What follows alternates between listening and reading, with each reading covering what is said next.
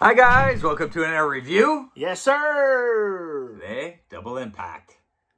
Double the Van Damage. Bro, you can never get enough Van Damme.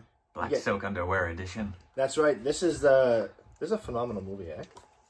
It's my number one Van Damme, bro. I put it number one in when I did the top 10. Yeah, it's definitely, it's my number. It's mine too. Yeah, I grew up with loving this one, rented all the time. I just couldn't get enough of the, I don't know. It's just funny that he plays two characters and they're complete opposites, you know? Yeah, that's right. But did you tell me you read somewhere that... Yeah, he said in an interview once that, because he plays Chad and he plays Alex. Yeah. And his character in real life is more like Chad. More like Chad, yeah. Slick character.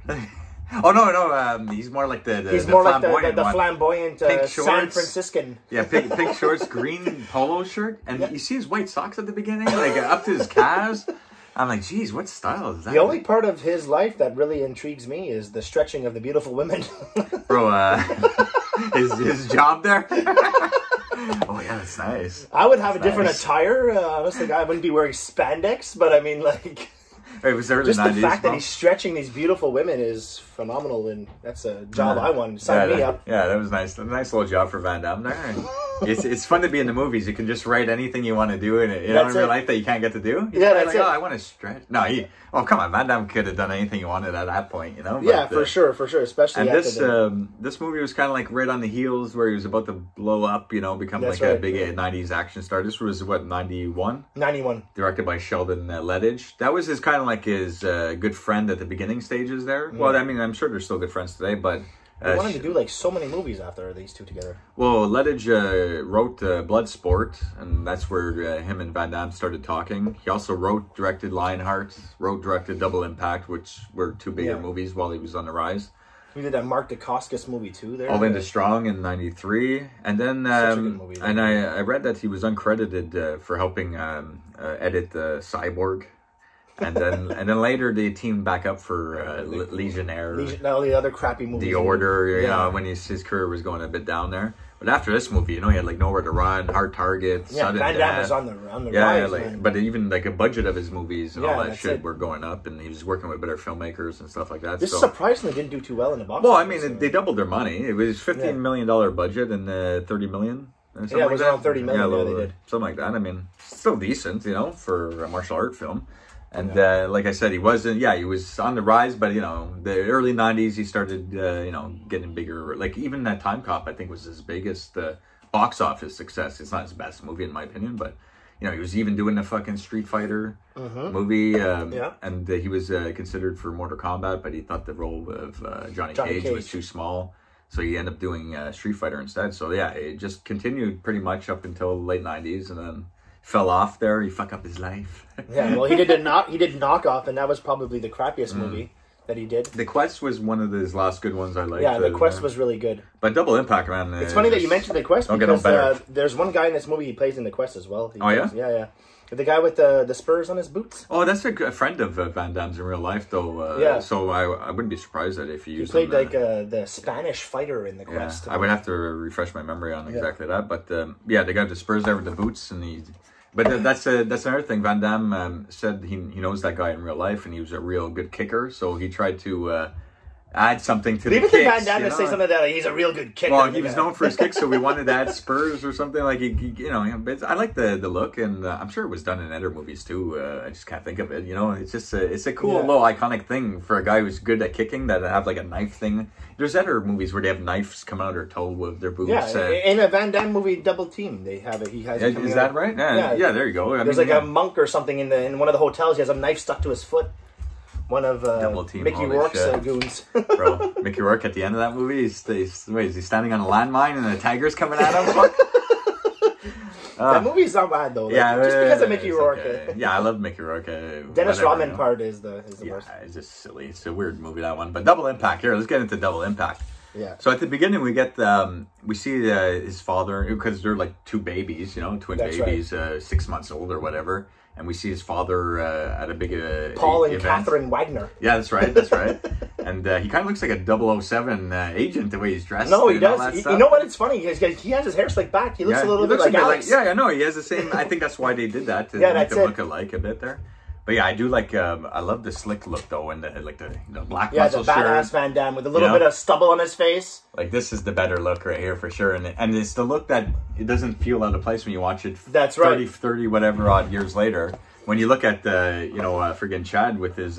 black silk underwear. Black silk underwear and all that. I mean, that's a great scene. But anyway, so at the beginning, they're at the tunnel. They're unveiling a tunnel from Hong Kong that's going to connect them to the mainland. Yeah, it's the Victoria Harbour Tunnel is what it's called. Okay. And then we find out there's a partner to their father, Griffith or whatever. Yeah, Griffith. So it looks like everyone looks like happy. Everyone's having a good old time unveiling their new project. But supposedly Griffith went behind his back and got partnered with Zhang, a mafia type of triads, right? To get money, silent partner, with him. And then after the project's finished, they try to, execute the family. Yeah, or whatever. for the purposes of collecting more money. More money, I guess. Taking out their partner, right? I mean, what do you do when you're that fucking crazy and that rich? I guess you just start killing people.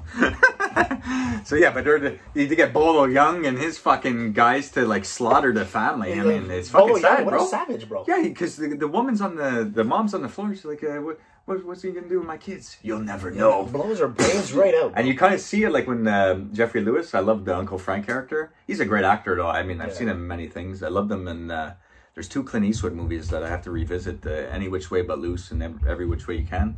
See, he was great in those movies too. Movie too, I think. Yeah, Jeffrey Lewis. There, he plays in tons of shit. He's great, but he gives this film, some much needed good character actors. I mean, because he was just starting to become a better actor too. He's always going to have that accent, Van Damme. But it's good that he was starting to get surrounded with better actors. Well-known people, even though they're not A-listers. But Jeffrey Lewis, to me, is just a phenomenal actor. So it's fun that he's plays the uncle and all that. So, after the big shootout and everyone's getting slaughtered, Uncle Frank kind of shows up and tries to help, but it's too late for the parents. They're already slaughtered, fucking gunned down. And so he's able to back off some of he takes out a lot of them, actually. He backs them off. Pretty much gets them all out. And he shoots Bolo Young in the right in the face. Yeah, I love that scene, though, where he's breaking the glass and all that shit. Yeah. And then he shoots Jeffrey Lewis in the shoulder. Right in the back. He's like, Siana. Yeah, he just falls down. You think he's dead, but shows back up later. But the kids, this is where the kids get split, because the Jeffrey Lewis takes one, and the nanny takes the other one. Nanny takes one. She left one behind. I guess she just couldn't hold 2. She's like, I'll take one. He's like, get the fucking kids and get out of here. she's lucky she's not dead. Fuck, man. She was in Bolo Young. But it's just funny, because during the whole shootout, you see a little cut scene to her, and she's like this, looking through the window, see what's going on. If someone's shooting, I'm getting the fuck out of there. Yeah, it's true. I would have been fucking heading for the hills for sure. But anyway, so they get split and they go their both different ways. The nanny brings the who's she bring? Alex. She brings Alex, drops him off the nuns place. Yeah. And Uncle Frank brings Chad to. They're 25 years later. They're in Hollywood. They own their little karate aerobics place dojo, or whatever. But we find out in a little conversation in the office that he was raised in France. I guess raised in France. That's I guess they had to put the accent. Yeah, they always have to justify why he's speaking. If he grew up in Hollywood, why is he speaking like a French guy? That's right. And but what's the odds? What's the odds? They both get split, but they both get raised in French areas. You gotta love the Van Damme because the nanny drops Alex off with the nuns, and it just so happens the nuns are fucking French. Yeah, I know. And they're in in the middle of Hong Kong, aren't they? So they find some little parish that speaks French somehow. Salut, bonjour. She comes down to the door. It's okay. We let it pass. We love it. No, but how funny is it that that you got Alex, who grows up with nuns in this school, a reform school with nuns, and he ends up being the fucking badass. Yeah, he's more of the badass. And then you got the Vietnam veteran raising Chad, and he ends up being the flamboyant female stretcher. Female stretcher. Yeah, it's true. I guess the nuns were really strict on him. Maybe he's getting beat by them. So yeah, I guess so they grow up, in different parts of the world, but still they both have that French accent. But they talk differently though. One's more raspier, darker, he's smoking cigars. The other one's all excited about life. He's got his Louis Vuitton suits and stuff. I'm gonna go to the hotel, shower. That's a shower, shave. But I love, okay, yeah, right. So Uncle Frank, lets him know that I'm not really your uncle. That's him. Yeah, business in Hong Kong. You know we what I have mean? to go. He's like, what do you mean? I don't want to leave. But anyways, they go to Hong Kong and he brings them over to this bar. And he's like, I'll wait for you at the hotel. I don't want to be here. No. And that's where people notice him. Yeah, the guy was like, "Hey, boss," and he gives him a drink. No. Oh, yeah, the boss. He gives him a drink, and he looks at him. He's just like. Yeah. Because when you wear that stuff, I would never see my boss wearing that stuff. Then you see the guy, no. Tu Smacks him in the head. Chupani. You think he's gonna stab him? That's it. He's just like, what are you giving? He's just like, cash money. I love Hong Kong. Okay, cash money. And then the big beautiful blonde there, she's a good-looking woman. Danielle's her name in the movie. She's so beautiful. I didn't have she related. Yeah, she comes walking right over to him. She's definitely the best-looking woman in this movie. You don't like the muscular one? Well, she's like a 6-time Miss Olympia in a row. Jack is on a foot. Whoa! The big scene there, the fantasy scene. It's crazy. Van Damme, he likes to get people that are like in shape, and he gets two people, a female, is better in shape than him. Yeah, that as a bad person. But this is a great release because there's so much extra stuff that I watched and stuff, and you get to see those actors talking like they're like 60 years old now, but she's still in good shape. That muscular woman, bro, she was a 6-time Miss Olympia. That's in a row. I know she mentions that in the extra scenes. I swear. Yeah, this is a great release. Has a nice little poster with it. You know how like we always talk about some people they train with like Stallone or something like that or Schwarzenegger for their roles. Van Damme's probably training with that woman. She's.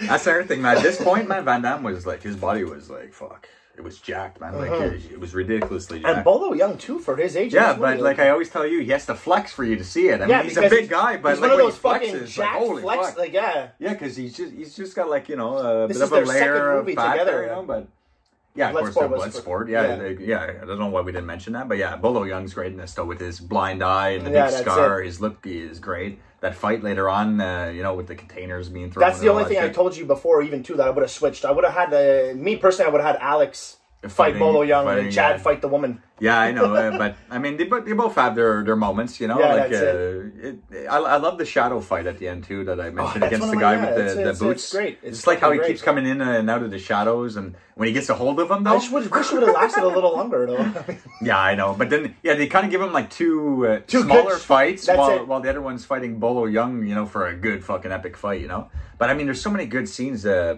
we're gonna get into. But yeah, so after they get split up, Uncle Frank brings him to his club and all that shit. Then they all think he's the wrong brother. They think Alex is Chad, Chad is Alex, whatever. So she brings him in the back, and she's like, oh my god, this like more surprises, huge surprise. Big, I got a big surprise, huge surprise.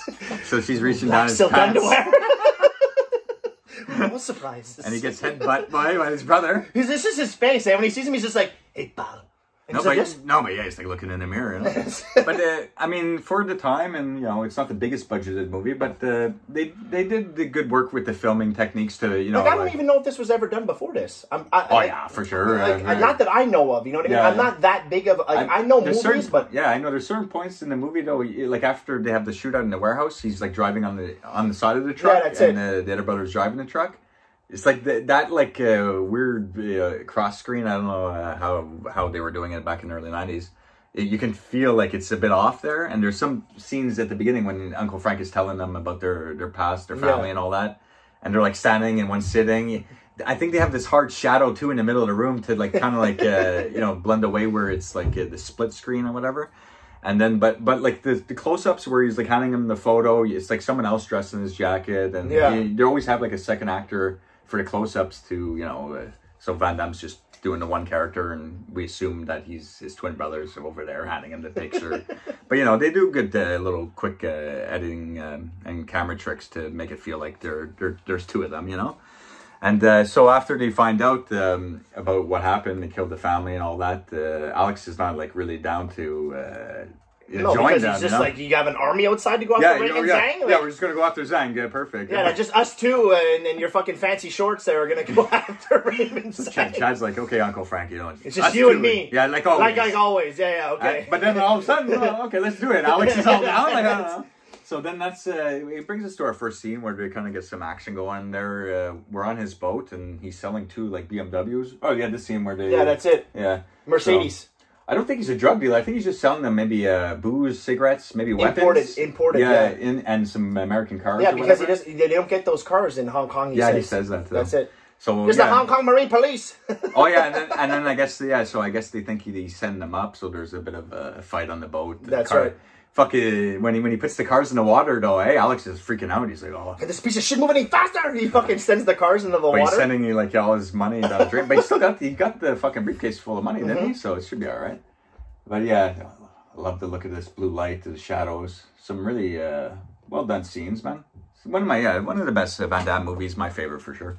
But so after that, they take a ride to this like abandoned hotel or something. I love that setting where they just chill out there for the rest of the movie. That's right. So then they have that great warehouse fucking shootout there and all that stuff. And there was also the part where Zhang first meets Chad. And you find out that Zhang and Alex have a partnership. Yeah, I think they were just showing the scene behind me. Yeah, Zhang and Alex have a partnership, and Chad had nothing to do with it. But they think he's Alex and Bo Young and it's funny too that the guys didn't understand any English because Alex even tells him Chad even tells him he's like, no, you get the wrong guy. That's my brother, you know. Yeah. And he's just like, nice jacket, sauna jacket, and he's like, with his fucking gun, making fun of his style. And that's the first time that Chad meets Bolo Young. That's true. They fuck him up. Right. Great. He has no fucking idea who that guy is there, but he's the guy responsible for killing his fucking. Well, then Frank, I'm pretty sure realizes it after when he says, big 100%. Ugly motherfucker with a scar on his face. Yeah, that's true. That's right. Yeah, so but I mean, still, you wouldn't be sure unless you saw the fucking guy. But once you saw him, you know it's the same guy from 25 years ago for sure. Just with the scar. But so after that, the big warehouse shootout. When I was a kid, man, like scenes like this, I would emulate. As a kid, the rolling. They're rolling, but like having all my toy guns, like this, setting up. I'd be going down the house, and you know how they're like sneaking behind the crates and placing little bombs and stuff. Bro, as a kid, I'd be like going down the stairs, placing little bombs under the stairs, like. I always found it funny too. Like as now as an adult when I watch it, like young, obviously you imitate, But as like the guy that's playing cards by himself, he's like this. Shuffling his cards, and then Alex just comes up, snaps his neck like in 2 seconds, and then you just see Chad. He's like, oh, he's all surprised, a big neck snap. But Chad almost gets blown away too with the guy who has the laser pointer on him, and Uncle Frank saves his ass. But okay, look at like Alex grew up in this life of hard ass. You know what I mean? That's why he's like that. That's why. But then you got fucking San Franciscan fancy pants over here. Goes for one day he's fucking flexing women. The next day he's like in these big shootouts. Like he's not used to this. This guy running around Hong Kong, blowing up the city, fighting muscular jacked women on roids. Like so funny, man. This guy is like this guy's life is completely fucked now. Like getting beat up by the triads and they don't think like that. They don't give a fuck. But so after that big warehouse shootout, they do kind of what they needed to do. But they're driving in a truck, and he's like, "We did it, bro!" It's like, "You fucked up. You fucked up." He's like looking over at us. He's like, "What? You fucked it up." We did it, bro. We did it, bro. You fucked up. Oh man, this movie's so good. Then they have the fucking scene at the club there. Oh yeah, I like that. Where all the rich fucking assholes, the Triads and Zhang and Griffith are having a meeting behind the back of the club. That's right. And they're unveiling, their new ship they acquired, and they're cutting the cake of the ship and all that shit. Yeah, they want to, I guess that's going to use that to transport their drugs. That's what they're saying, we're going to use that to get in through the States or whatever. The big kick to the chest and the fucking that poor Chinese guy. That knife right to the sternum, bro. I don't know, I guess he wasn't doing his job properly. So that I think they blamed him for the blowing up of the warehouse, probably, yeah. Poor bastard. Like someone... outside. Fuck, but he gets a knife right in the sternum by the muscular woman there. What about the girl who's just telling Frank, "You look like Sean Connery"? Oh, yeah. He's like, what? Yeah, he's like, what? He's enjoying himself on the couch. Yeah. While just waiting for this to be his shit. Even when everyone's getting kicked in the face, he's just behind the fucking wall. He's got the remote control.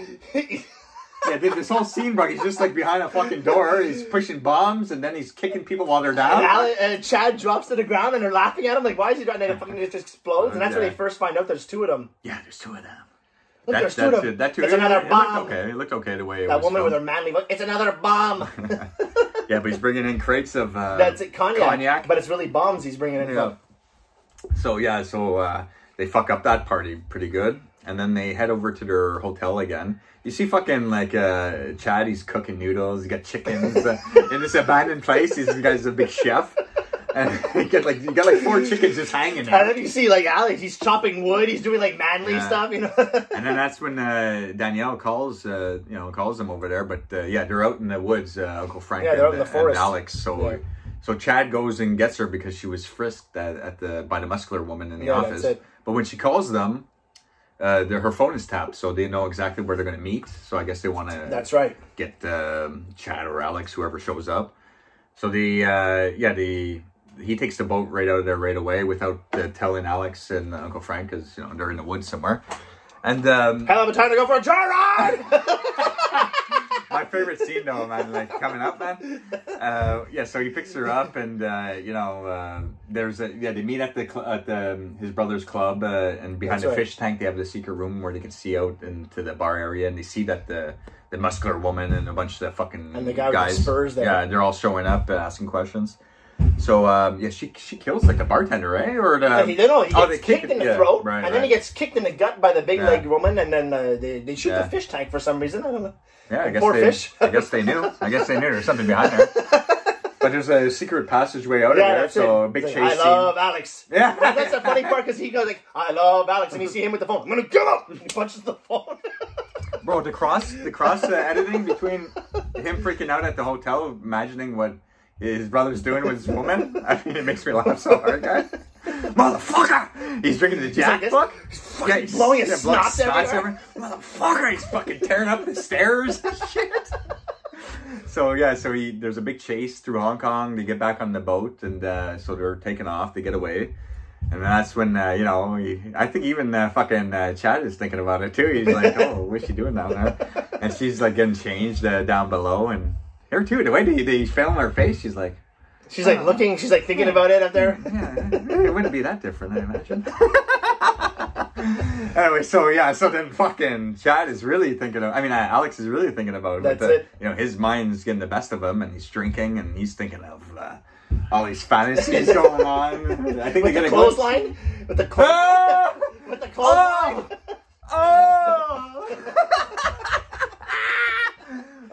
You gotta love the fucking early 90s, right? When Alex comes back, when Chad comes back and sees Alex, bro, that's where the... Oh man, yeah, bro. When they get back and he's Alex, he's your brother. Why? Because he looks at me, but I'm going to change that. What the fuck up his face? Alex, don't. And he's like, you frat boy pussy. So he goes after him. He's always like, he's fucking screaming going on. Alex, you're drunk. I might be drunk. Tomorrow I'll be sober, but he'll always be. And frat boy pussy. He goes after him. I love that shit, man. They go over the railing and all that shit. And then, he's fucking beating up on him. And then Uncle Frank is like, stop it. Shoots a gun? Yeah, look at him. He's your brother. Or some shit like that. So, he like passes out on the beach, though, after his big drunk fight, Chad. Alex says he's going to swim home. And then... But then after all that, the next day they start swarming the place, all the triad people and all that shit, and they capture Danielle and Uncle Frank. So they team up. They get back on good terms. They team up. It's pretty cool, like how Chad, Alex dresses up like as one of their people. Yeah, it's true. To get brings in Chad as like a prisoner, and they get in. Yeah, that's right. Yeah, that's true. Sick. And then so that's where. They start fighting, like the muscular woman attacks Alex with the legs around his neck, and I think that's when Danielle's tied. Yeah, they both have Danielle and Frank. Uncle Frank. That's where you get this fight here. And then of course you get the this great fight. And this whole time, like we said earlier, how Chad is fighting Bolo Young. Yeah, right here. So good. But you wanted fucking Alex to fight him. Yeah, I just wanted to switch it around. But he goes after Zhang at the end, though, right? And that's it. That's a pretty cool little location to go all the way up there. Yeah. And the way his hand gets crumpled, bro, like even when I was a kid, still to now, like the way it goes in is like. And it's funny how he tries to bribe him. He's like, Griffith, he's weak. He's like, you'll get his half. And he's with his little weak arm. He's like, I'll give you half. Yeah. He's like, you'll get his half. He's like, don't worry, my brother's taking care of him. Bro, even Griffith though, bro, he got that big fucking crate fall on his body. That's right. Oh. Yeah, he thinks he's like shot him down into the water, and then he's like, I still behind him. Don't understand how that happened. Come on. That's like 90 movie cheese right there. Right? 1 second he's in the water, next he's in the crane. Like you didn't hear him start this thing up. Yeah, that's it. And even Griffith's is like, you can't stay in there forever. Oh, and he's like shooting the water. You have to breathe, don't you? There must have been some secret tunnel right directly, like came up to a sewer and right through this fucking forklift there. Nah, I mean, how many kicks do you think were done in this movie? Like 300, man? Oh, it's so good, bro. There's so many kicks, and I love that. Yeah, I love their like little trademarks because Alex does a lot of headbutting. Yeah, you know, like he's like so tough and like a street type of fighter. And yeah, Chad is more like graceful, fucking Hollywood type of martial arts. But yeah, I mean, still to this day, it's still one of my favorite martial art films. It's my favorite Van Damme film. You know, when you grow up with a film and the nostalgia with it and all that stuff, and you still get like tons of laughter, you know, out of all these funny moments that we talk about. It's great. It's definitely my up there, my number one. But he shoots like Zhang off the fucking thing after the way. Yeah, I think they both kind of fall off, and Alex hangs on. He has some kind of like a little sword. That's cane. True. Yeah, that's another thing. He always had this sword that came out of his fucking sword cane. Yeah, sword cane shell there case. But yeah, that was pretty cool too. I mean, and overall, anything else? No, that's pretty much about it. Yeah, that's pretty much it. I like the Hong Kong locations, even right from the get-go. The music though, and you know the overseeing shots of the city. It's fun. I really like. I like I have to say, I like how like when you and me, we watch a movie like this. Who's like, you know, like it's somewhat of a serious movie. We always find comedy in these types of movies. Well, yeah, you gotta laugh. You know, like so some of our favorite movies, even if they're not comedies, there's always like there's always something funny in it. So, yeah, we're just laughing for whatever reason. It's just so well done. But yeah, man, I mean, Double Impact's a good, fun movie. And, you know, it's maybe not his best, but it's my favorite for sure. And I always have fun revisiting it. No, I love it. So until next time, guys. Yeah. Thanks for watching. Take care. Thanks for support. You gonna get it, bitch.